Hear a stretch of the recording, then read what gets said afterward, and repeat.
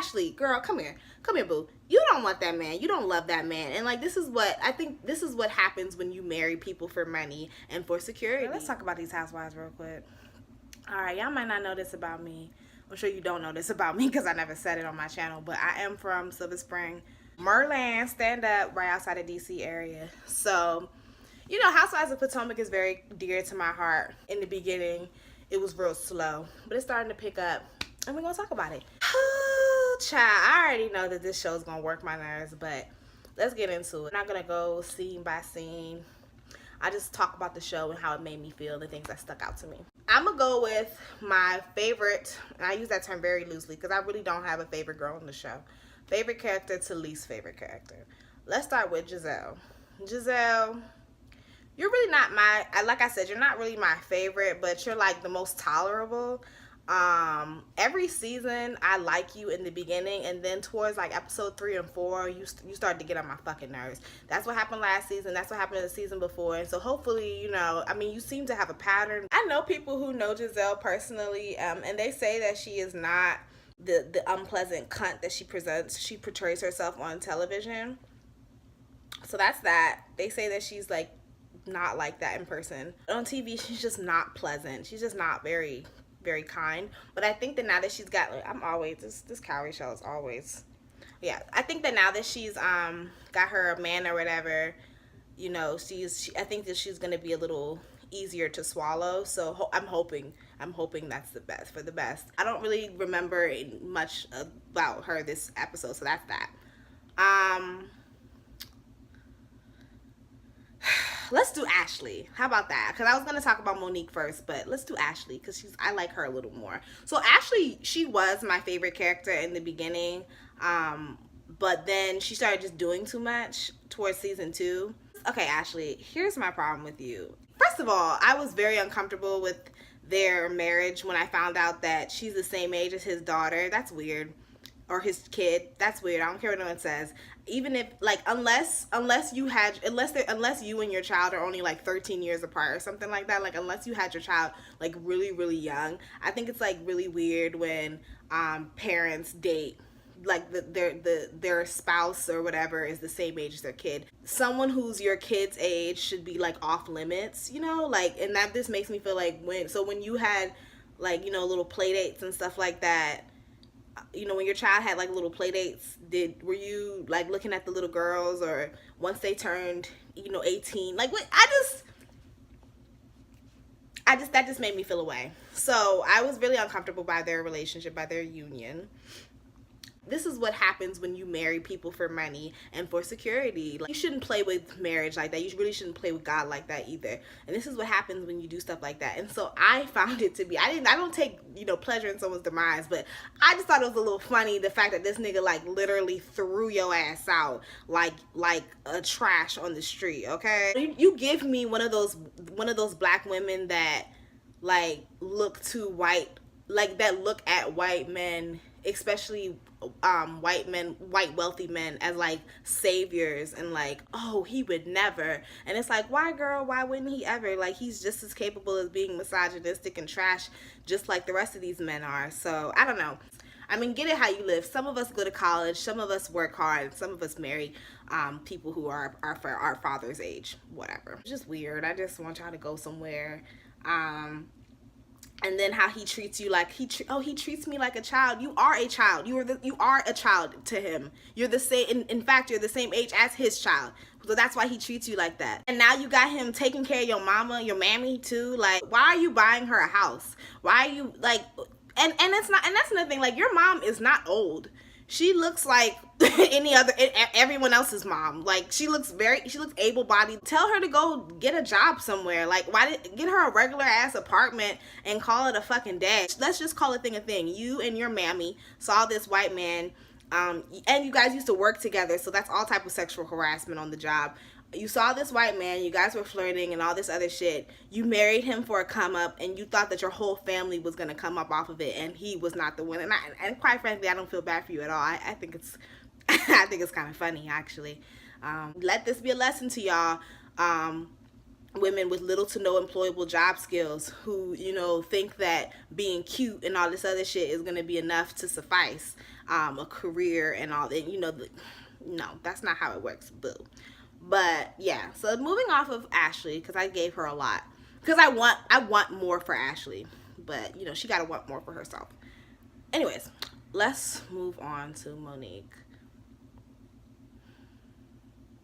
Monique, I have nothing for you. What I do know is that you are an unaccomplished woman who lives her life through the accomplishments of her husband, and you know, you would think that with that being said, you would have a little bit of humility and you would be a little more down to earth, but you're not. And it's just a little off-putting about how you act. Like, you're not even cute. I mean, like, you're not ugly. I mean, you all right. Like you can't even dress. Like, biggest accomplishment is getting a big fat ugly nigga to fall in love with you. Like, that just so happens to have money. That's it. Okay, that doesn't require any skill set. That doesn't, you know what I mean? Like, Monique really is just like Sheree Whitfield. Like, she brings nothing to the table. She doesn't even bring, at least Marlo brings fashions. You're not even fashionable. Like, you bring nothing. And then you want to sit around and talk about how tired you are. Tired of what? Sitting on your ass and spending up all your husband's money? Like, you, Sheree, Toya from Married to Medicine, all of you women who don't have anything going for yourself, literally the only thing that you have going, the only momentum that you've ever reached was that marriage certificate. Y'all carry yourself with the utmost pride, and that's why all that name dropping and label dropping and all that's all to suffice for your level of unaccomplishment. The only thing that you accomplished in life was your marriage certificate and that mixtape that didn't go nowhere. Okay, who else? Karen? No, we're not gonna talk about Karen. Karen's my least favorite, so I'm gonna talk about her last. Robin.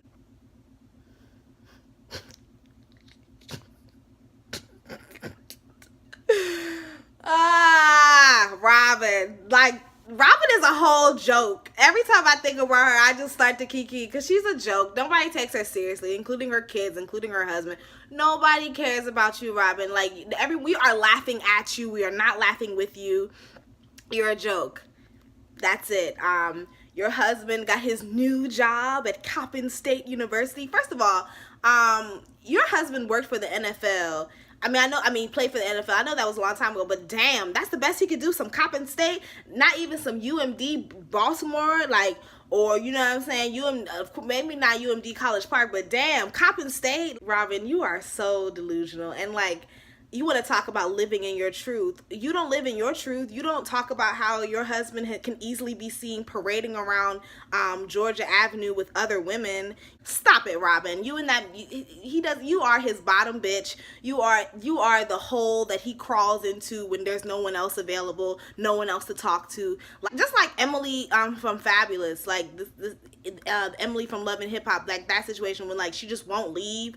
Like, you give me that. Like, you just won't take a hint. Like, just can't. Like, and the sad part is you are grown as fuck. The reason why you won't leave him, it's not because you're in love and all this. I mean, yeah, that has to do with it. And yeah, I think it also has to do with the level of self-esteem. But the truth is, going back to the situation with Monique, you have little to no employable job skills, and this is where your bread and butter is, and so you're gonna latch onto him like a leech, even though he's already divorced your ass and cheated on you and done all this other shit and embarrassed you all that.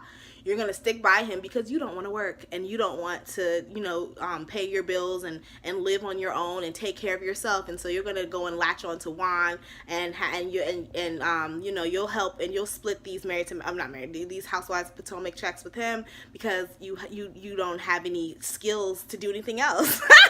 Like, that's it. And y'all be walking around like with the utmost pride. I mean, not Robin, but the rest of y'all, especially Karen, be walking around like y'all just the Don Dada. And it's like, girl, the culture at which we're living in is like women of color, specifically black women, are doing the damn thing. You know what I mean? So the whole, oh, my husband, my husband narrative, that shit is outdated. Like, we not doing that no more.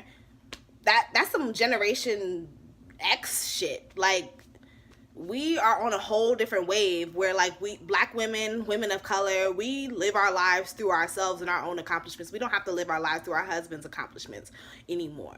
And so, you know, Karen, Robin, and Monique, they're still on that wave. And Ashley, you really are too.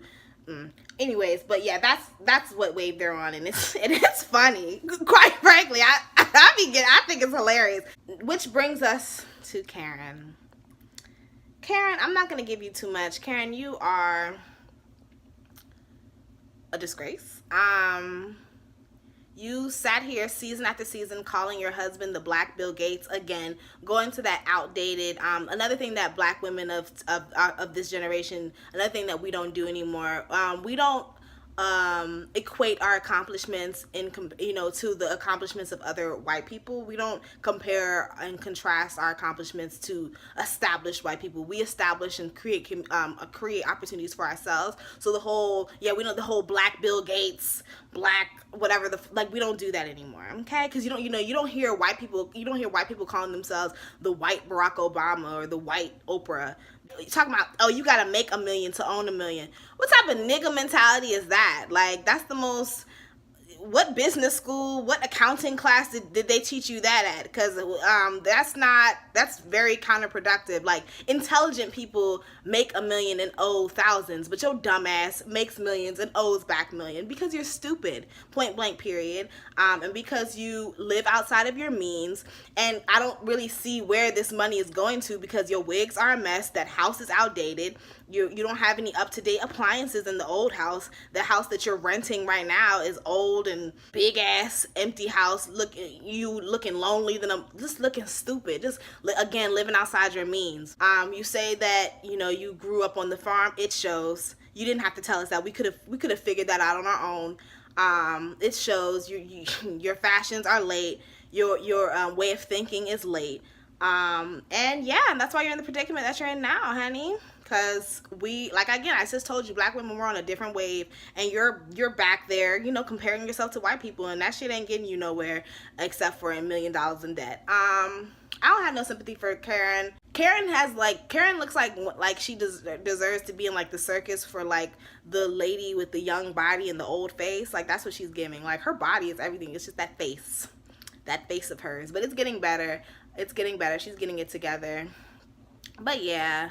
Housewives of Potomac was cute. New videos coming forward. New videos. Girl, y'all know what I'm trying to say. Bye.